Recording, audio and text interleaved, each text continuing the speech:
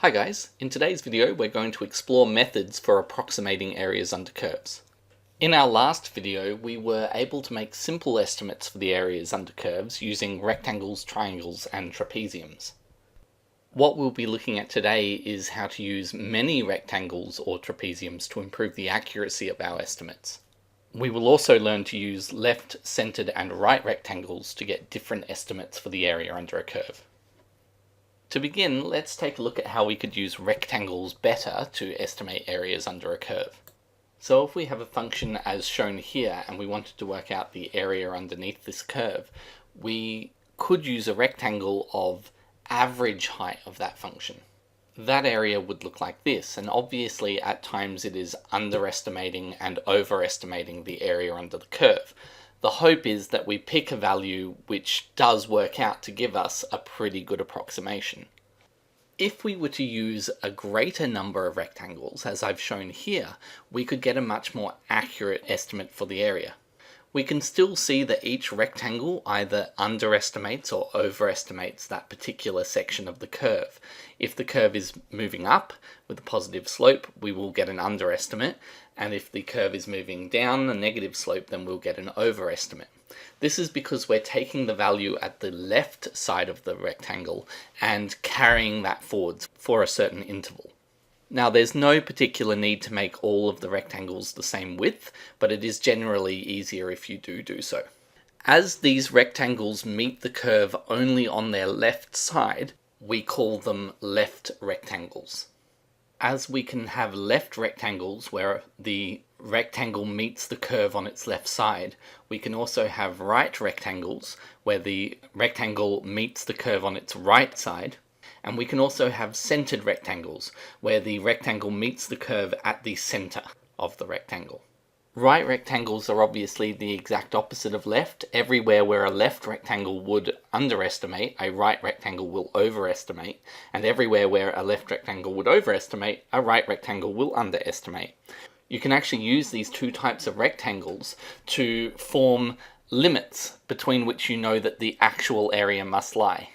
In each curve you'll either end up with more underestimation or overestimation, and the opposite type of rectangle is going to give you the opposite. So if the left rectangles ended up giving an area that was overestimated, the right rectangles are obviously going to give one that's underestimated. And in that way you'll have one high area and one low area that you know that the real value lies between. Centered rectangles tend to give a fairly accurate estimate of the total area under a curve because each rectangle both overestimates and underestimates. And if you've got enough of them, the amount of over and underestimation in each rectangle tends to be fairly similar. The problem with this method, and the reason that centered rectangles are not commonly used, is that it's actually a little bit more difficult to work out the center of every rectangle you want to use and then work out the value of the function at that point. It should be fairly obvious too that the greater the number of rectangles you use, the more accurate your estimate's going to become. The limit of this, of course, is that if we could produce an infinite number of rectangles, we would get a perfect measure of the area under a curve, because the amount of over or underestimation of each rectangle would become infinitesimally small. The area given by these methods is just a sum over as many rectangles as you want to split it up into, of the function value at either the left, center or right of the rectangle multiplied by the width of the rectangle. As the width of each rectangle is generally kept the same, that value becomes a constant and we can take it out the front, and we simply add all of the values of the function at the different points and then multiply by the width of each rectangle. We'll now take a quick look at how we can use many trapeziums to approximate an area under a curve. We'll start with the function as shown here, and what we'll do is we'll split it up into a number of areas, each of which we approximate as an individual trapezium. Each trapezium meets the curve at both its left and right side, so we're effectively drawing a straight line between 2 points on the curve that are a fixed distance apart. Similar to what we saw with rectangles, the trapezium method underestimates and overestimates at different points on the curve, except this time it's not connected with the gradient of the function, whether it's sloping up or down, it's actually connected to the second derivative, whether it's concave down or concave up. Whenever the function is concave down, the trapeziums will underestimate the function. Whenever it's concave up, we'll get an overestimate.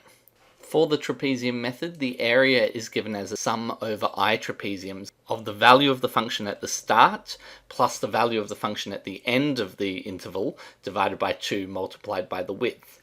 Again, if we take the width of each trapezium to be a constant, we can take that out the front and we get a sum of I trapeziums with the function at the start plus the function at the end divided by 2. If we sum all that together and multiply by the width of each trapezium, we'll get the area.